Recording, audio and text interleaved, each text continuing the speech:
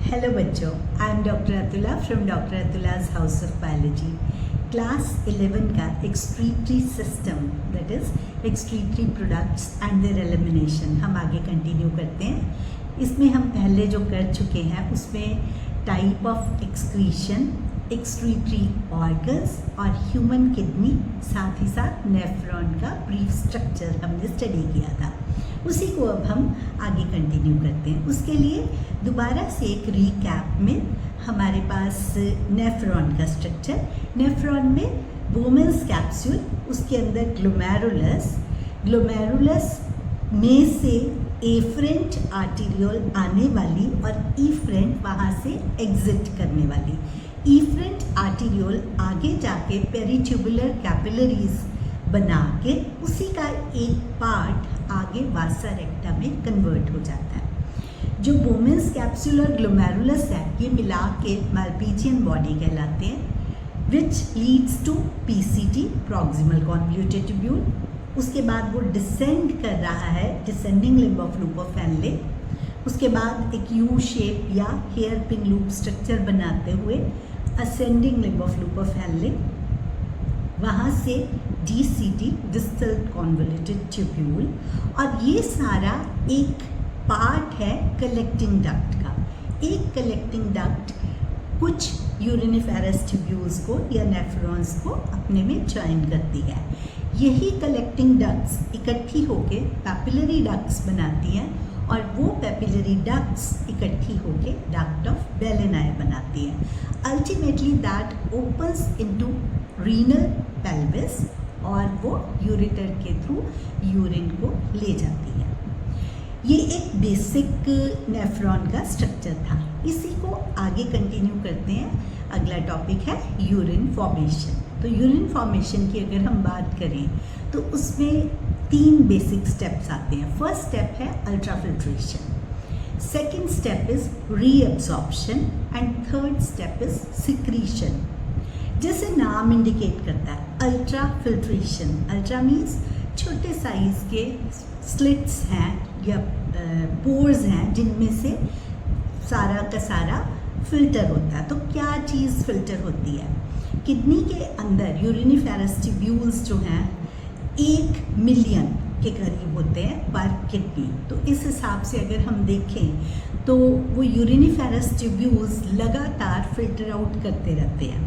कैसे फिल्टर करते हैं? इसमें जो ग्लोमेरुलस है उसमें एफरेंट आर्टीरियोल, आप ऐसे अगर थंब और फिंगर दिमाग में रखते हो और ऐसे फोल्ड करते हो, सोचते हो ये कैपिलरीज का नेटवर्क है सारा, तो this is afferent arteriole and this is efferent arteriole. As you can see thumb का डायमीटर ज़्यादा है तो एफरेंट आर्टीरियोल का डायमीटर ज़्यादा होता है as compare to efferent arteriole. इसकी वजह से ब्लड अंदर बोमेन्स कैप्सूल में ज़्यादा इकट्ठा हो जाता है ग्लोमेरुलस में, और वो इकट्ठा हुआ ब्लड थोड़ा धीरे धीरे वापस जा रहा है। इस चक्कर में वहाँ पर प्रेशर जो है वो बढ़ जाता है। इस बढ़े हुए प्रेशर की वजह से बोमेन्स कैप्सूल में से ये फिल्टर आउट होके पीसीटी की तरफ जाना शुरू कर देता है। तो ultra filtration is the process जहाँ पर बोमेन्स कैप्सूल की लाइनिंग को क्रॉस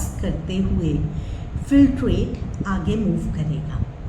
इसमें बोमेन्स कैप्सूल में एक स्पेशलाइज्ड सेल्स होते हैं, हम उसे बोलते हैं पोडोसाइट्स। इनकी रिजेम्बलेंस पैर से होती है, पोडो वर्ड पैर के लिए होता है। तो they are very closely placed, ऐसे साथ साथ पड़े होते हैं, बिल्कुल एक के बाद एक। तो उसकी वजह से बीच में बहुत छोटी छोटी स्लिट्स होती हैं, उन स्लिट्स में से ये पास करता है।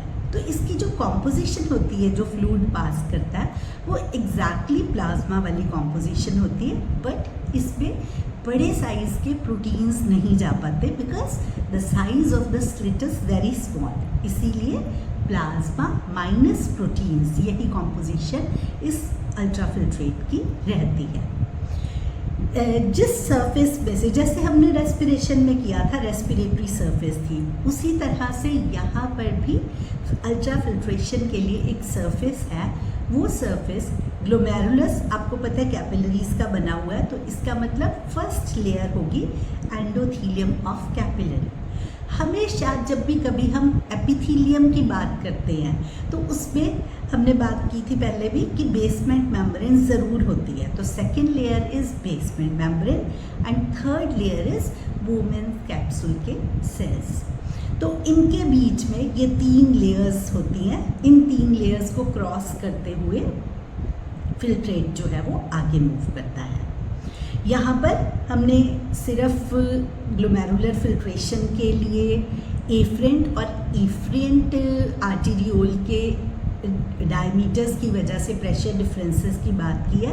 अदरवाइज कैप्सूल का अपना प्रेशर भी होता है, but this is beyond scope of NCERT, तो अब हम इसे टच नहीं कर रहे हैं इस पार्ट को। तो ग्लोमेरुलर फिल्ट्रेशन अगर हम देखें तो 1100 से 1200 ml ब्लड किडनी में से पर मिनट क्रॉस हो जाता है। तो आप समझ सकते हो this is 1/5 of the total blood. तो इसका मतलब किडनीज हमारे टोटल ब्लड का 20% जो है वो एक बार में 1 मिनट में वो ले जाती हैं। तो मैक्सिमम जो ऑर्गन्स में अगर हम देखें तो मैक्सिमम ब्लड ऐसे किडनी के थ्रू ही पास हो रहा है। तो रिपीट करते हैं, endothelium of glomerular blood vessels, number 2 basement membrane, और तीसरा है visceral epithelium of Bowman's capsule. ये तीनों मिलके एक लेयर बनाती हैं जिसमें से कि अल्ट्राफिल्ट्रेट पास होता है। कॉम्पोजिशन क्या थी? प्लाज्मा वाली ही एक्सेप्ट सम प्रोटीन्स। तो अब ये क्योंकि थिन है मेम्ब्रेन इसलिए we call it ultrafiltration. Ultrafiltration में 180 लीटर्स पर डे जो है वो किडनी फिल्टर आउट कर देती है। कितना होता है? 125 ml पर मिनट जो लूज़ करता है एवरी टाइम फिल्टर आउट करता है वो। अगर टोटल देखें तो 180 लीटर्स पर डे है, लेकिन यूरिन कितना रिलीज़ होता है? वो सिर्फ 1.5 लीटर्स रिलीज़ हो रहा है। तो आप समझ सकते हो कितना कि 99.9% के करीब ये सारा का सारा वापस आ गया। सिर्फ 1.5 लीटर्स जो है यूरिन की फॉर्म में एक्सक्रीट आउट हुआ। तो जैसे सारा कुछ पहले फिल्टर आउट हो गया तो उसके बाद ना ये जो सारा प्रोसेस चलता है उसमें फर्स्ट स्टेप इज़ रीएब्जॉर्प्शन। तो रीएब्जॉर्प्शन में क्या होगा? वो न्यूट्रिएंट्स, वो चीज़ें, वो कंटेंट्स जो बॉडी को चाहिए वो सारी की सारी रीएब्जॉर्ब हो जाती हैं। तो फर्स्ट यहाँ पर स्टेप आता है PCT, proximal convoluted tubule. Maximum reabsorption कितनी? 65 to 70% रीएब्जॉर्प्शन पीसीटी में ही हो जाती है। पीसीटी में से क्या क्या रीएब्जॉर्ब होता है? हमने अपने ये बुक में अलग अलग टॉपिक्स दिए हुए हैं, पीसीटी, डीसीटी वगैरह के फंक्शंस अलग दिए हुए हैं, और अल्ट्राफिल्ट्रेशन या यूरिन की फॉर्मेशन का जो पार्ट है वो अलग से दिया हुआ है। लेकिन ये जो सारा कंटेंट है ये एक सीक्वेंस में ही चलता है, इसलिए हम ये साथ ही साथ कर रहे हैं। तो अल्ट्राफिल्ट्रेशन का स्टेप हुआ, उसके बाद रीएब्जॉर्प्शन की बात कर रहे हैं। तो रीएब्जॉर्प्शन में क्या है? पीसीटी, प्रॉक्सिमल कॉन्वोल्यूटेड ट्यूब्यूल, कितना था? 65 से 70% टोटल रीएब्जॉर्प्शन का यहीं पर हो जाता है। आप ऐसे कंसिडर करो कि किसी को लगा कि मैंने गुस्से में उसने सब कुछ फेंक दिया, लेटर ऑन ही और शी रियलाइजेस कि ये तो मुझे चीज़ें चाहिए थी। तो जो चीज़ें चाहिए वो बॉडी अब रीएब्जॉर्ब कर रही है। कहाँ से? फर्स्ट जो स्टेप है दैट इज़ पीसीटी। पीसीटी के अंदर brush border epithelium, cuboidal epithelium होता है। तो ये ब्रश बॉर्डर का क्या फ़ायदा है? इससे सरफेस एरिया बढ़ जाता है, एब्जॉर्प्टिव सरफेस एरिया। यहाँ से न्यूट्रिएंट्स एब्जॉर्ब हो जाते हैं। न्यूट्रिएंट्स मतलब अमाइनो एसिड्स जैसे ग्लूकोज या कोई भी रिक्वायर्ड और लिपिड्स वगैरह वाला स्ट्रक्चर है। प्रोटीन्स तो इन्होंने किए ही नहीं ना, वो तो पहले ही फिल्टर आउट नहीं हुए थे। न्यूट्रिएंट्स के अलावा 70 to 80% इलेक्ट्रोलाइट्स यहाँ से सारे के सारे रीएब्जॉर्ब हो जाते हैं। उसके अलावा सोडियम क्लोराइड रीएब्जॉर्ब हुआ एंड पोटेशियम रीएब्जॉर्ब हुआ। तो यहाँ पर आपने ध्यान रखना कि पोटेशियम रीएब्जॉर्ब हो रहा है यहाँ पर। ये बाद में हम बात करेंगे कि क्यों मैं इस पे आपको स्ट्रेस दे रही हूँ। पीसीटी से ये सारी चीज़ें रीएब्जॉर्ब हो जाती हैं। ये सारा ही मैकेनिज्म अगर हम देखें, अदरवाइज नेफ्रॉन एक ट्यूब लाइक स्ट्रक्चर है, लेकिन उसकी सिर्फ प्लेसमेंट की वजह से ये सारी चीज़ें, सारे फिनोमेना हो रहे हैं। तो आप देखोगे कि पहले पीसीटी में कॉन्वोल्यूटेड ट्यूब्यूल था ना, तो वहाँ पर कुछ टाइम, कुछ ड्यूरेशन वो रहा और वहाँ से उसने न्यूट्रिएंट्स को एब्जॉर्ब कर लिया, इलेक्ट्रोलाइट्स को एब्जॉर्ब कर लिया, sodium chloride and some amount of water also. ये सारी चीज़ें एब्जॉर्ब हुई, तो अब द फ्लूइड जो फिल्ट्रेट था वो नीचे की तरफ जा रहा है, that is descending limb of loop of Henle. Descending और ascending limb of loop of Henle की परमिएबिलिटी का आपस में डिफरेंस होता है। जो descending limb of loop of Henle है that is permeable to water but impermeable to sodium chloride. तो एक ही चीज़ याद रखनी है आपने कि this is permeable to water, और जो ascending limb of loop of Henle that is permeable to sodium chloride. दोनों चीज़ें याद रखेंगे तो कंफ्यूजन होगा, but otherwise I am telling you कि वाटर के लिए परमिएबल है descending limb of loop of Henle. तो यहाँ से सारा वाटर एब्जॉर्ब हो गया। Reabsorption of water takes place in descending limb of loop of Henle. जो लूप ऑफ हैनले है ना, ये कोई ज़्यादा चीज़ों के एब्जॉर्प्शन में नहीं हेल्प कर रहा, ये सिर्फ कंसंट्रेशन ऑफ यूरिन को बढ़ा रहा है, कंसंट्रेटेड कर रहा है इसको। अब क्या हुआ, अब ये फ्लूइड जो है, ये फिल्ट्रेट, ये hair pin loop structure follow करता हुआ ascending limb of loop of Henle की तरफ मूव कर गया। Ascending limb of loop of Henle was impermeable to water, इसलिए पानी नहीं एब्जॉर्ब हुआ, but it was permeable to sodium chloride, इसलिए सोडियम क्लोराइड इसमें एब्जॉर्ब, इसने रीएब्जॉर्ब करवा लिया। तो सारा सोडियम क्लोराइड निकल गया। अब ये मूव किया टुवर्ड्स द अदर एंड। वहाँ पर क्या है, वहाँ पर है डिस्टल कॉन्वोल्यूटेड ट्यूब्यूल। तो जो डिस्टल कॉन्वोल्यूटेड ट्यूब्यूल है, यहाँ पर कंडीशनड रिजॉर्प्शन होती है। कंडीशनड रिजॉर्प्शन वर्ड हम इसलिए यूज़ कर रहे हैं because it is under the influence of hormone. उसके डिटेल्स हम अलग टॉपिक है तो वहाँ पर टेकअप करेंगे। तो यहाँ पर जस्ट आप याद रखो कि कंडीशन रिजॉर्प्शन होती है किस चीज़ की, सोडियम की, एज वेल एज सोडियम, क्योंकि अगर हम साथ के सेल्स ने सोडियम एब्जॉर्ब किया तो वहाँ पर कंसंट्रेशन बढ़ जाती है, तो उस कंसंट्रेशन को दोबारा से स्टेबलाइज करने के लिए वाटर अंदर चला जाता है। तो ऐसे थोड़ा सोडियम के साथ वाटर आ गया, लेकिन साथ ही साथ ADH के इन्फ्लुएंस में वाटर की रिजॉर्प्शन भी होती है। तो अभी हम इसके कोई भी डिटेल्स की बात नहीं कर रहे क्योंकि ये अलग टॉपिक्स हैं रेगुलेशन के टाइम पे, वहाँ पर हम डिटेल्स में इसको डिस्कस करेंगे। DCT में रीएब्जॉर्ब क्या हुआ, DCT के अंदर reabsorption of sodium and under the influence of aldosterone and water under the influence of ADH। उसके बाद कलेक्टिंग डक्ट में जाके दोबारा से सोडियम की और थोड़ी वाटर की रीएब्जॉर्प्शन होगी, तो ऐसे करके यूरिन कंसंट्रेट होने लगा।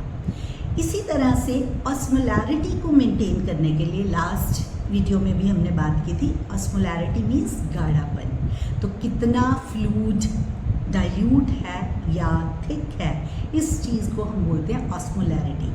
ऑस्मोलैरिटी को मेंटेन करने के लिए जो कलेक्टिंग डक्ट है वो मेडुलरी रीजन में थोड़ा यूरिया रिलीज़ करती रहती है। वो यूरिया हमारे ascending limb of loop of Henle से जाता हुआ वापस कलेक्टिंग डक्ट में वहीं पर सर्कुलेट करता रहता है, और वो यूरिया ही रिस्पॉन्सिबल है वहाँ पर ऑस्मोलैरिटी को मेंटेन करने के लिए। तो अब आपको याद ये रखना है, एक बिल्कुल ले पर्सन की लैंग्वेज में याद रखो कि हम पकौड़े खाते हैं, सॉल्टी चीज़ है ना, तो इससे हमें प्यास लगती है। तो इसी तरह से जब डाइट करते हैं तो हमें बोला जाता है सॉल्ट खाना भी छोड़ दो, उसका भी रीज़न यही होता है कि वाटर रिटेंशन होती है। तो जहाँ कहीं भी सोडियम क्लोराइड रीएब्सॉर्ब हो रहा है उसके साथ साथ वाटर अपने आप आ जाएगा, लेकिन क्योंकि डिसेंडिंग और असेंडिंग लूप ऑफ हैनले जो थे, उनकी परमिएबिलिटीज़ डिफरेंट थी, इसलिए उन्होंने उनकी डिवीजन ऑफ लेबर हो गई कि पहले जो descending limb of loop of Henle थे उसने वाटर एक्सट्रैक्ट कर लिया, पर वो वाटर किसकी वजह से आया, वो क्यों पॉसिबल हुआ उसका वाटर जो रीएब्जॉर्ब करना, क्योंकि ascending limb of loop of Henle sodium chloride को एब्जॉर्ब कर रहा था। तो जो एडजेसेंट सेल्स थे सारे, क्योंकि उनमें सॉल्ट की कंसंट्रेशन बढ़ गई, इस वजह से उन्होंने ज़्यादा सारा पानी एब्जॉर्ब कर लिया। तो ये तो था रीएब्जॉर्प्शन का प्रोसेस। फर्स्ट स्टेप था यूरिन फॉर्मेशन में अल्ट्राफिल्ट्रेशन। दूसरा स्टेप जो अभी हमने किया दैट इज़ रीएब्जॉर्प्शन। अब हम बात करते हैं थर्ड स्टेप की, that is secretion. Basically secretion का मतलब ये है कि जो कुछ बॉडी को नहीं चाहिए वो उसे डिस्कार्ड कर रहा है। लेकिन कहाँ डिस्कार्ड कर रहा है? वो फिल्ट्रेट के अंदर, वो जो पूरा स्ट्रक्चर जा रहा है हमारा नेफ्रॉन का, ट्यूब्यूल जो जा रहा है, उसके अंदर ये सारा का सारा रिलीज हो रहा है। तो सिक्रीशन भी अगेन हम स्टेप्स में करेंगे। सबसे पहले हम बात करते हैं पीसीटी की। तो पीसीटी के अंदर दो ही चीज़ें, एचाइंस और अमोनिया, ये दोनों सिक्रीट आउट हो रही हैं। लूप ऑफ हैनले के अंदर कोई चीज़ सिक्रीट नहीं हो रही। हमने पहले भी बात की थी, लूप ऑफ हैनले का ज़्यादा फंक्शन मटेरियल्स की रीएब्जॉर्प्शन में भी नहीं है, वो सिर्फ कंसंट्रेट कर रहा है यूरिन को। तीसरा जो है डीसीटी की अगर हम बात करें, तो डीसीटी में potassium, hydrogen ion and ammonia, ये दोनों रिलीज हो रहे हैं।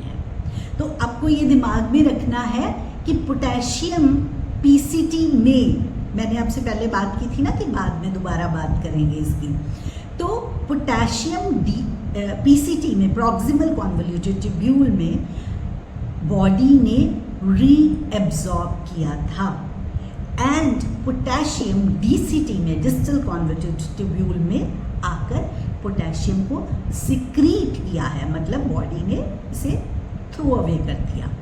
तो ये हमारे पास इसी तरह कलेक्टिंग डक्ट में भी होता है, सेम हाइड्रोजन आयंस की और पोटेशियम और अमोनिया की सिक्रीशन होती है। तो ये तीन प्रोसेसेस मिलाकर टोटल हमारे पास बनता है यूरिन फॉर्मेशन वाला पार्ट। तो इस वीडियो में हम इतना ही टेकअप करेंगे, बाकी का जो पार्ट है वो हम नेक्स्ट वीडियो में उठाएंगे।